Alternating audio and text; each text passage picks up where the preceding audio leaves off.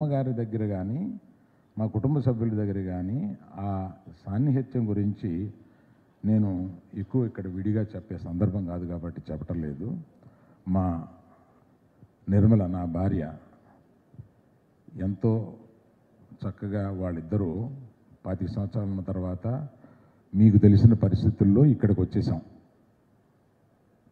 హైదరాబాద్ మద్రాసు నుంచి. మా నాన్నగారు రాలేదు.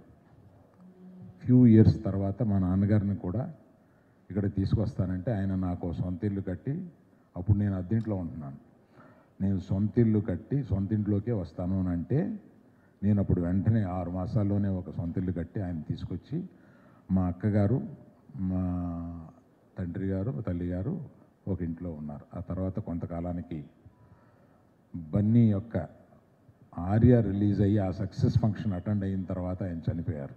అంటే మనోడి సక్సెస్ కూడా చూసిన తర్వాత ఆయన చనిపోయారు. ఆయన చనిపోయిన తర్వాత మా అమ్మ అక్క ఒంటరిగా ఉన్నారు. మా అమ్మగారు చాలా ఇండిపెండెంట్ మనిషి.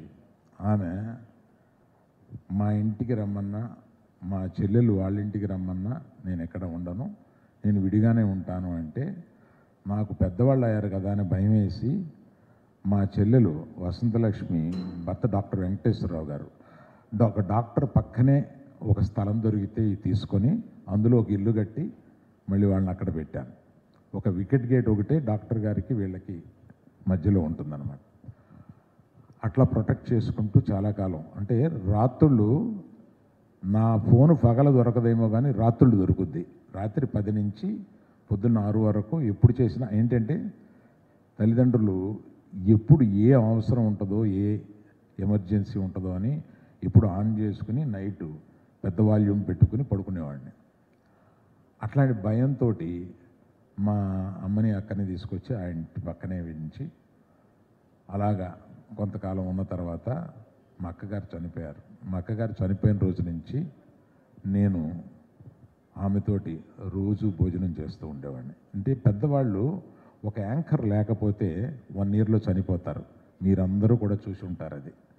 అంటే మా నాన్నగారు చనిపోయారు, అక్కడ మా అక్కగారు చనిపోయారు, తర్వాత మా అమ్మ ఒంటరి అయిపోయింది. ఈమె కూడా 1 ఇయర్లో వెళ్ళిపోద్ది అని అనిపించి నాకు 10వ రోజు నుంచి నేనే మా అమ్మ దగ్గరికి రోజు మధ్యాహ్నం భోజనానికి వెళ్ళేవాడిని.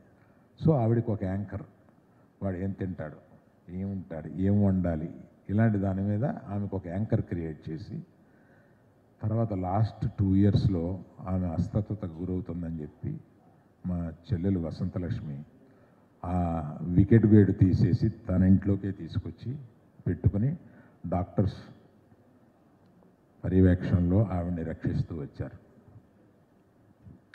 అటువంటి ఆమె ఈ ప్రయాణంలో ఆమె ముగించిన ఈ తరుణంలో నేను కొంతమందికి తప్పనిసరిగా కృతజ్ఞత చెప్పుకోవాల్సి ఉంది. దానికి కూడా ఇదొక కారణం.